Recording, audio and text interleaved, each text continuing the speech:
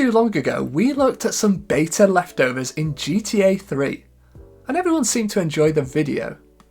So I thought I'd do the same with Vice City. So here are 50 beta leftovers that you can see in GTA Vice City without needing to use mods, in no particular order. And a big thank you to War Thunder for sponsoring this video. Let's get into it. At the end of the mission Death Row, Tommy says to Lance, "Get patched up and meet me on the bridge to Steyr Island." Get patched up and meet me on the bridge to Steyr Island, okay? Okay, I got you. You might be wondering, where is Steyr Island? Well, that was the pre-release name for the island we now know as Starfish Island, which is where Ricardo Diaz's mansion is, which is soon to be Tommy's. When Ray Liotta voiced the lines for Tommy Vercetti, it must have been prior to the devs deciding to change the name of the island. And well, this line was never redone before the game's release. Here's a pretty well known one. If you go to Sunshine Autos and you pass by the showroom, down towards the garages that you can store cars in once you own it, you can find the Vice City Street Race map. This is where you can start races from, but again only when you own the property. Anyway, it's the map here that's of interest to us. The map on the wall here is from an earlier phase of development.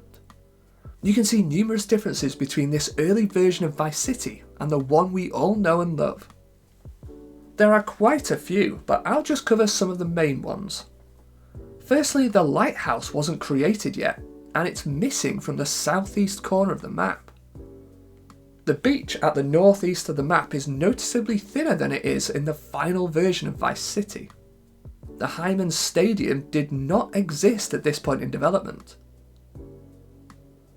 And the Escobar International Airport is much bigger, covering the whole of this area here. In the final game, the north of this area is where you can find the Fort Baxter military base. So with this map in mind, let's head out to the real Vice City to see some remnants of this pre-release version of the city. Something I've mentioned on the channel before is the Ghost Tower, which you can see here. It's only visible in low res when the Vice City mainland is unloaded. So you have to be heading towards the mainland from Vice City Beach. If you remember from the map, the airport was much bigger and Fort Baxter didn't yet exist. So this is likely some kind of leftover control tower, and they never removed it from the unloaded version of the mainland. If you cross over the bridge here so that the mainland loads, you can see that the ghost tower has disappeared. By the way, the model for the tower still exists in the game's files, so here's what it would have looked like. Also, do you remember how there was no stadium on the pre-release map? Well again, if we cross over from Vice Beach to the mainland, we can see that the stadium does not have an LOD texture. Again, this low-res version of Vice City that exists when either island isn't loaded is from an earlier phase of development, around the same time as the Sunshine Autos map. It's only when the mainland loads that the stadium pops into existence. Let's also look at the low-res beach at the top of the first island. On the Sunshine Autos map, it was very thin, and again in the unloaded version of Vice City Beach, it's still that size, how it was during development. And again, if we fly closer and load the island, it is now much wider. So it's another case of the low-res textures being from an earlier phase of development and not matching the final game. And lastly, for these low-res areas of the city is the lighthouse. As you can see here, it is missing from the low-res textures of Vice City Beach. It's just not here. And when the island gets loaded in, it does appear. As much as I like flying in the Rhino in Vice City, I like flying planes even more. I'm not talking about the Dodo or the Skimmer, I'm talking about War Thunder, the most comprehensive vehicular combat game ever. War Thunder is available to play for free on PC and consoles, as well as on mobile devices. There are over 2,500 vehicles to take command of, including tanks, planes, helicopters and ships, stretching from biplanes from the 1920s to the fighter jets we see in the skies today. These detailed vehicles with their authentic sounds and realistic graphics empower you to immerse yourself in the intense combat that War Thunder offers. You can make each vehicle your own, with countless customization options, even ones made by people within the War Thunder community. As a huge vehicle fan, I personally love the sheer number of tanks, planes, helicopters and ships to acquire in War Thunder, and love to collect as many as I can so I can have the ultimate arsenal at my disposal. Delve into the breathtaking experience of War Thunder with over 95 million other gaming fans of military history. From fast-paced arcade mode action to the perfect middle ground of realistic mode, and the ultimate challenge of simulator mode, you can engage in epic PvP battles in the way that suits you. So play War Thunder for free on PC, consoles or mobile devices today via my links in the video description and the pinned comment.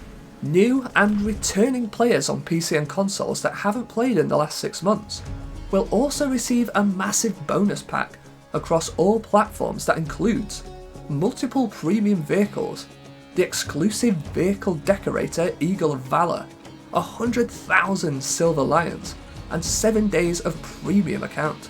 Claim this limited time offer as soon as you can. Okay, now we need to take a look at some vehicles' license plates, starting with the Flatbed. This is one of a small number of vehicles in Vice City that still has a Liberty City license plate. And you can see it here, it says LC-R29, with the LC standing for Liberty City. This license plate was on every vehicle in GTA 3 and probably every car in Vice City during development as a placeholder. But yeah, the devs forgot to change it on the Flatbed. For reference, these are the 2 types of plates that you can typically see on vehicles in Vice City. And secondly, for the license plates that is, we have the Landstalker. Again, it still has the old GTA 3 license plate, LC-R29. Like the Flatbed, this was never updated for the initial release of Vice City. Let me know if you're aware of this, or whether you've been driving around the streets of Vice for nearly 20 years without ever realising. Lastly, for the license plates, we need to go to the Hyman Stadium and start Dirt Ring, one of 3 events that rotate. In Dirt Ring, we're on a Sanchez riding over all sorts of obstacles to hit all the checkpoints. And one of the obstacles that you see during Dirt Ring is the school bus, the one from GTA 3 that was near 8Ball's bomb shop in Portland. If we look at the front of the wrecked school bus, we can see that it too has a Liberty City license plate. It's hard to see as this seems to be the only school bus which is illuminated at the front. The others are all dark around the front. But you can see it here, LC-R29, the placeholder GTA 3 plate. There's an outfit you can unlock called Mr Vercetti. It's unlocked after you purchase Pole Position. Let's take a look at it. It's comprised of a dark grey suit with thin stripes, a pink shirt and dark brown shoes. Now if we view this same outfit in a cutscene, there are differences. The suit is a lighter grey, the shirt is a different shade of pink, and the shoes are cream rather than brown. And that's because the cutscene version of this outfit is from an earlier phase of the game's development. It was never updated before the game was released. It was just the in-game version that was changed. Something else we need to discuss is Ken's office. Ken Rosenberg is the first character in the game to give you missions. He has an L icon for lawyer and his office is located here. There's a sign above the door with Ken's name on it. Across the street is 1102 Washington Street, which is a property you can purchase. It's important that we take note of what this building is across the street and what it looks like. Okay, if we begin a mission from Ken, let's keep an eye on what we can see from the windows in his office. If we look here, we can see a lower white building outside. And from this angle, we can see that the building opposite is actually quite circular. So what's going on here? Well, during development, the location of Ken's office was moved. The location from where you begin the missions was changed, but the location in which the cutscene takes place is still the original one. And it's here. It's further south near the Ocean Beach Hotel, Pole Position and Collar and Cuffs. If we look here, we can see the circular building, and we can see the lower white buildings on either side. So if we look across the street, this is it. This is the place. This is the original location of Ken's office, where the cutscene still takes place. And just in case you needed any more proof, there was a prototype of Vice City that was actually released earlier this year. And in it, there is a debug camera. So that means we can move around during the cutscenes, and even move outside the confines of Ken's office. And there you go. As you can see, we were in the right place. Jumping over to the mainland, let's go inside the Greasy Chopper. Now, this is a cutscene location, so you usually can't walk around in here. That's why some things are solid while other things aren't. You can get inside here using glitches though, so mods aren't required, although they do make it easier. Behind the bar, we can see a freeway up there. However, this is actually a pre-release freeway. Obviously the wheel spokes are missing. It's in a beta colour, its rear light is missing, and the engine is less detailed. The devs probably thought no one would notice. I mean, it's not like you're able to get in here usually. You only see it in cutscenes. Also, I've just noticed that a similar version of this freeway appears in the intro movie. We'll talk more about the intro movie later in the video too.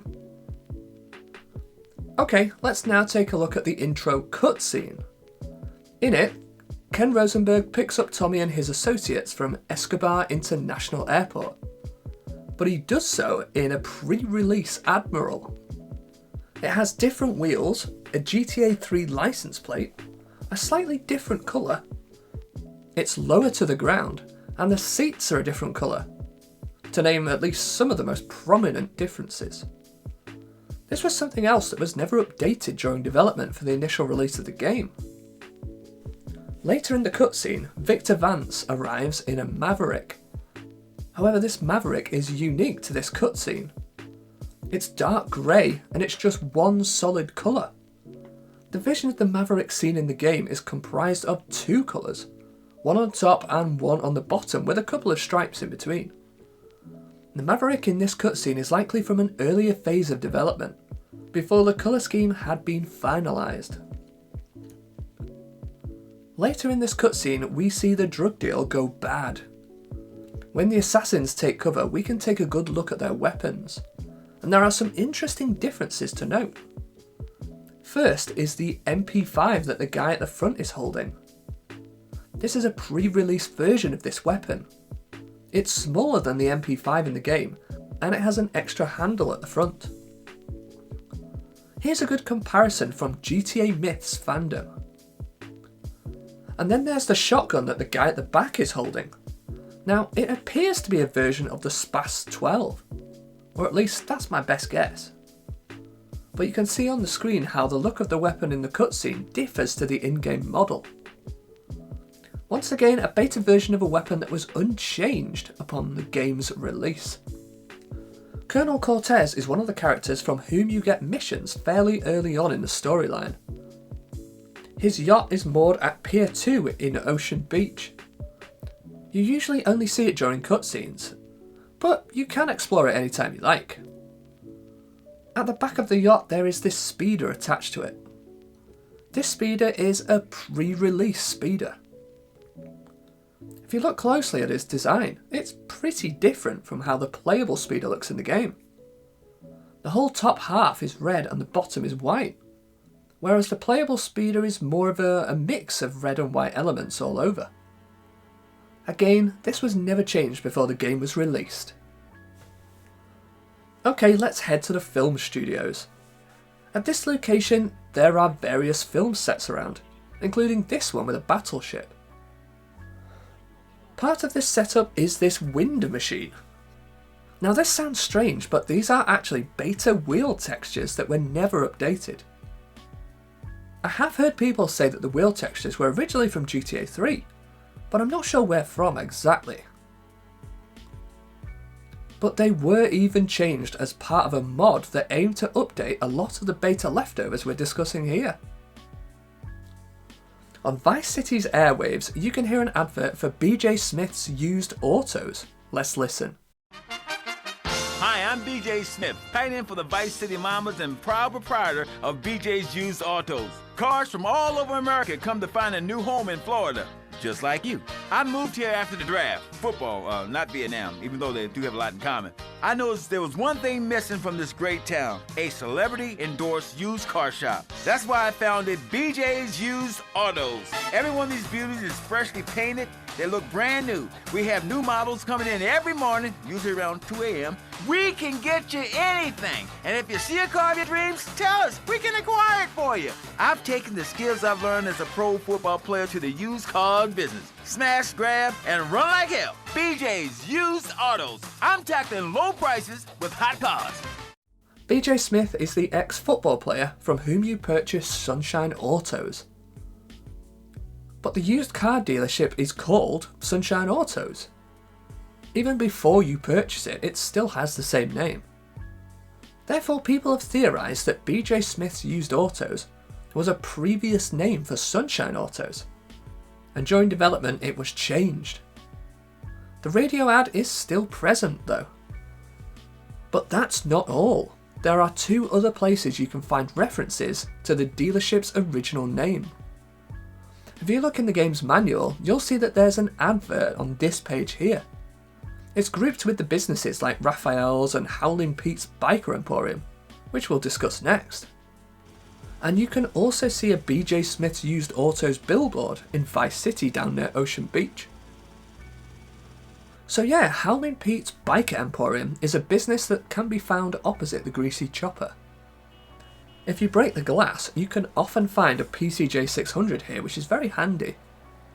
If you use the rocket launcher glitch, you can actually see through the doorway here. If you didn't know, if you aim with the rocket launcher then turn as you're aiming, so you're actually aiming behind you, you can see through the wall behind you. Anyway, if we look through here, we can see that there's an interior behind here. At one point in time, this was going to be an enterable business. Most likely you would have been able to purchase an outfit from here. Probably something like those biker jackets on the wall back there. For whatever reason, the idea was scrapped. But the devs never got rid of the interior. They just put a door on the front to make it inaccessible. When you begin a mission for Avery Carrington, he drives down in his black stretch. Then the screen fades and the actual cutscene begins. The cutscene typically takes place within the stretch, so you can't see its exterior anywhere. But when you play the mission for Iron, some of the camera angles used mean that you can see parts of the exterior. And well, it doesn't look black anymore, it looks silver. Without mods, we can only see this little bit of it. However, as I mentioned earlier, a late prototype of Vice City was released earlier this year, and it contains a free cam as part of a debug menu. So if we use that, we can see what this cutscene model looks like in full. The model is intriguing. It's shorter than the in-game stretch. It's about the same length as the Love Fist limo actually, but without the blown engine and other details. And as we can see, it's green and silver. So was Avery originally going to have a different limo? A shorter one? A silver one? Who knows? Speaking of beta vehicles in cutscenes, let's talk about the Walton in the cutscene for Gunrunner from Phil Cassidy. It's in a pre-release colour scheme which you can't actually get in the game. It has rust on it, which all the other Waltons don't, and it has different wheels. You can see the normal Walton on screen here for comparison. Okay, let's talk about another beta weapon. In the mission Rub Out, you waste Ricardo Diaz and take over his mansion with Lance. At the end of the mission, you get a cutscene where Tommy and Lance shoot Diaz. In this cutscene, Lance uses a weapon that cannot be obtained in the game. It's the Desert Eagle. Yes, the Desert Eagle was once going to be obtainable in Vice City, but it was removed before the game's release. Well, except its appearance in this cutscene, that is. But that's not the only place it shows up. There's a mission called the Shootist from the Malibu Club, where you first meet Phil Cassidy. In the cutscene at the firing range in Ammunition, Phil is using the Desert Eagle. Well, 2 Desert Eagles to be exact. The most likely theory is that it was replaced by the Colt Python. But the Desert Eagle would finally make a playable appearance in GTA San Andreas. Down at Vice Beach you can find several main, straightish roads, and between them are lots of alleyways. Looking at the minimap, roads are coloured black, whereas the alleys are represented by narrow grey lines. There is one exception though, this alley here. On the minimap it's represented by a black line, indicating a road. Now this could just be a mistake, but some people have theorised that this alley was originally intended to be a road, and it was created as an alleyway in error. I mean, it's definitely wide enough.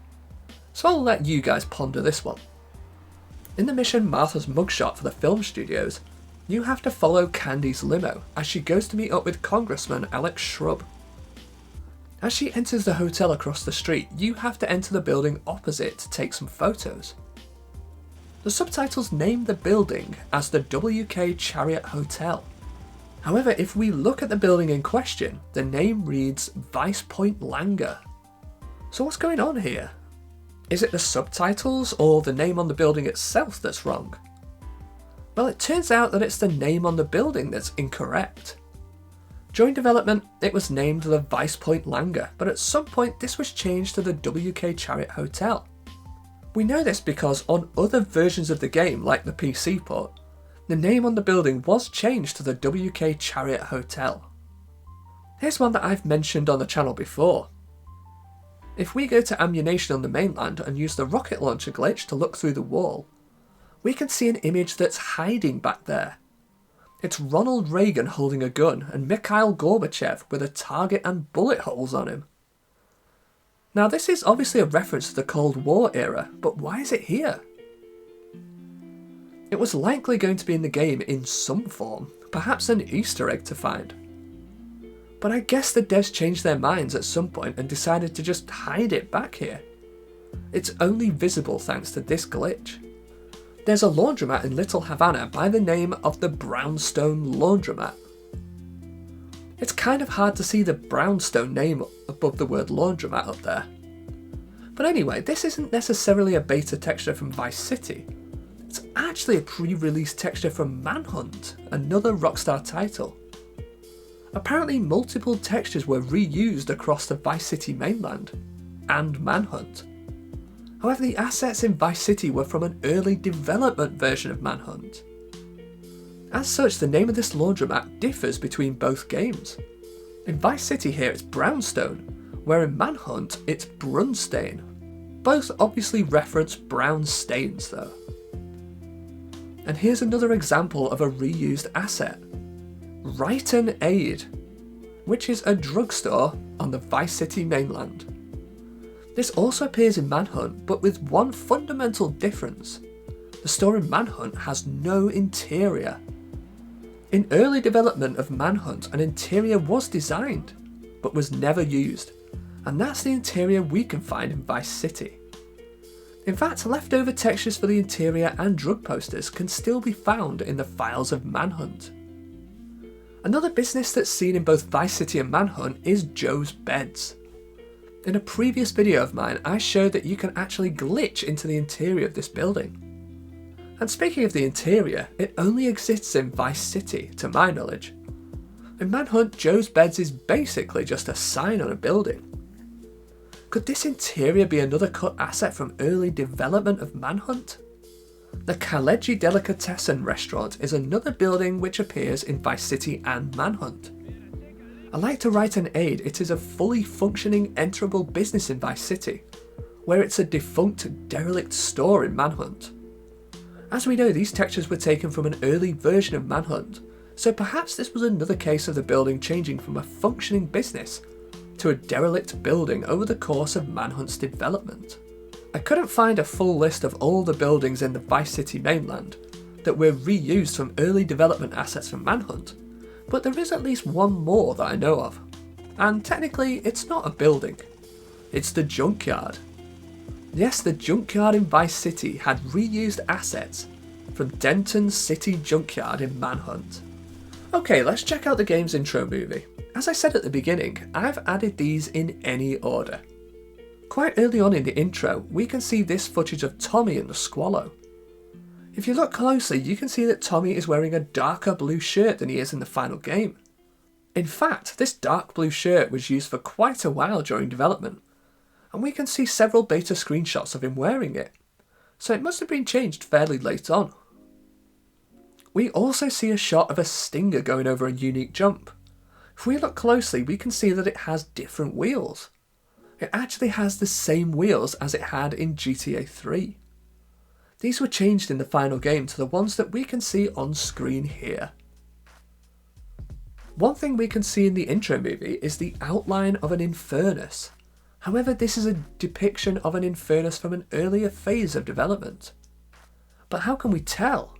Well, there are two giveaways. The rear lights are rectangular as opposed to circular, and the wing at the back is very angular, whereas in the final game it's more round. We can also see some footage of a beta version of the Sabre Turbo. There are two main differences to note, just like the Infernus.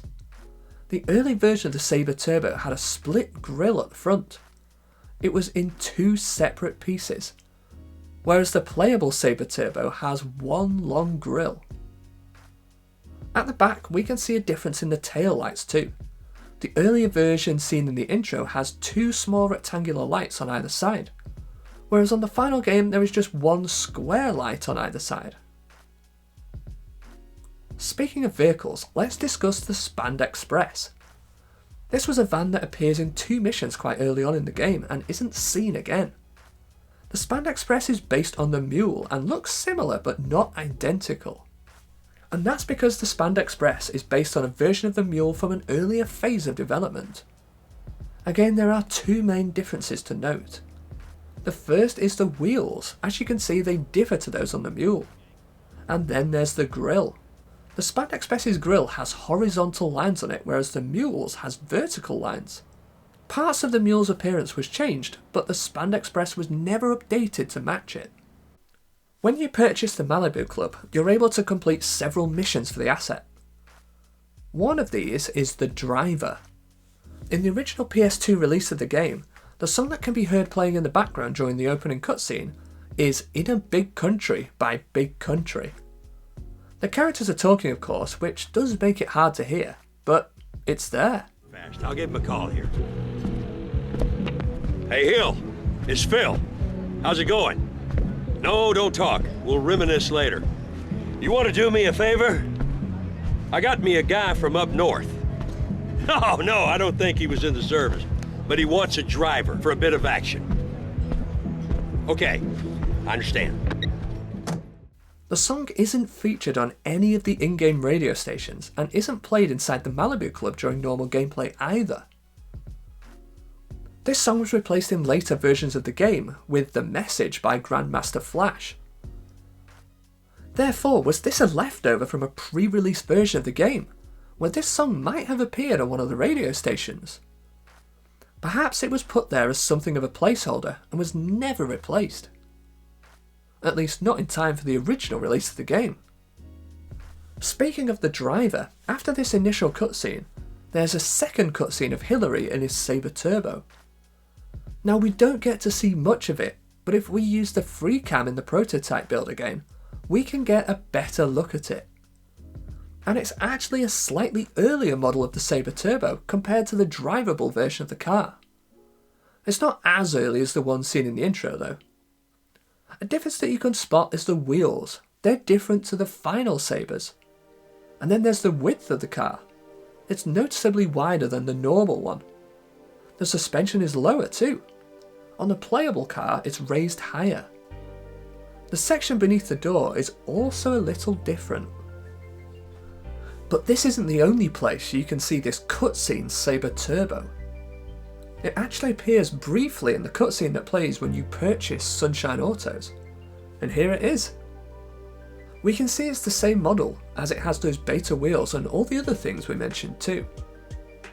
Also, I don't know if you've ever noticed this, but the Sabre Turbo has no driver in this cutscene. We talked about the Junkyard earlier, but here's something else you might not know about it. Towards the back of this area there are these walls of junk. I can't really think of a better name for them. But these junk towers were unfinished. If we just look at the top, they either have a very basic texture, or at certain points you can see right through them. And as you can see, we can get up here using a helicopter, so it's not like you need to use some kind of glitch to actually reach them. I don't know whether this was changed or updated in future releases, but here in the original PS2 version of the game, this is the state in which it was released. The printworks is another asset that you can purchase in Vice City. When you begin a printworks mission, the cutscene takes place inside the building.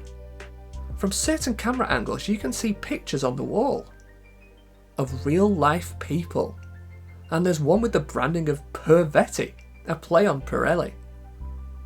And if we use the debug camera we can take a better look at them, and we can even see that there are a few more around.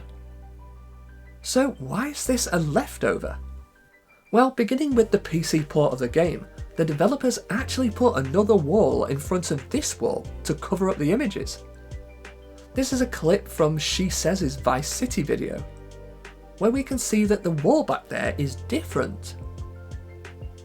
And we can see how the original wall and images are still there, but they're just obscured from view. So the fact that Rockstar covered this up pretty quickly makes me think that they probably didn't mean to release the game with these images on these walls. It was probably something they forgot to change in time for the initial release. Near the airport you can find a billboard advertising Liberty City as a holiday destination. But for whatever reason, the devs actually used a pre-release screenshot of GTA 3 for the billboard. And it's this one here, which depicts a pre-release moonbeam with a bright white bumper and a matte paint colour scheme. There are also a couple more billboards which are of interest. There's one of the caddy at the Leaf Links golf course, which you can see here. And then there's one of a lady roller skating at Ocean Beach. These two are screenshots from a pre-release version of Vice City. Quite an early one actually. We know this because they were both featured on a promotional website for Vice City, built by Rockstar, called Kent Paul's 80s Nostalgia Zone. The image of the roller skater was released in August 2002, and the golf caddy was perhaps even earlier. On the original PS2 version of the game, Auntie Poulet is dressed in purple. However, that's different to how she was depicted in the game's artwork, where she's wearing yellow. And she was also depicted in yellow in pre-release screenshots of the game. And even as soon as the PC port was released, her outfit was changed to yellow rather than purple. So it looks like the purple outfit was some kind of leftover, although it's not clear when this change was made. It almost feels like a last minute change that they then regretted and changed back. But after years of Auntie Poulet's outfit being yellow, the definitive edition then changed it back to purple.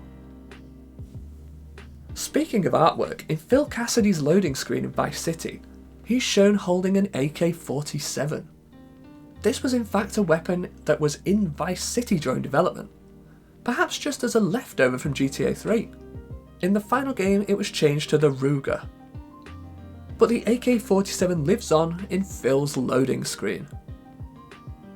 Speaking of beta weapons, if you go into ammunition and look right up to the top left weapon up here, this is actually a Steyr AUG. This is another weapon that was intended to be in Vice City but was cut. Its model and textures still exist in the files of the original PS2 version of the game, but were removed from subsequent releases. But that's not all. If we go into Tooled Up, we can actually see a modelled pre-release weapon right here, in the game itself. If we look on this wall, we can see two in-game weapons, the hammer and the chainsaw. In the middle though is the nail gun. This too was a cut weapon, and alike to the AUG, its textures and models still remain in the files of the original PS2 version of the game, but were then removed. but you can still see it here on display at Ammunition. And to make it a hat trick of weapons we need to discuss, let's go around the back of this police station in Vice City Beach. Behind it you can find a weapon, one that you can only find here and nowhere else in the game. And that weapon is the tear gas. But it was only present in the original PS2 release of the game. I believe it's changed to grenades in all other versions and ports. So even though it's a fully working weapon, its prompt removal from the game does make me wonder whether it was meant to be cut before the game was released. After all, this is the one and only place that it spawns. Also, we should remember that Vice City's development timeline was pretty short, and it was quite rushed in completion. So it wouldn't surprise me at all if something like this just slipped through the cracks. Once again, thank you to War Thunder for sponsoring this video. Play it for free on PC, PlayStation, Xbox or mobile. And remember to check the links in the video description and the pinned comment for a massive bonus pack for new players and those who haven't played for 6 months. Thanks again for watching. I'll see you in the next one.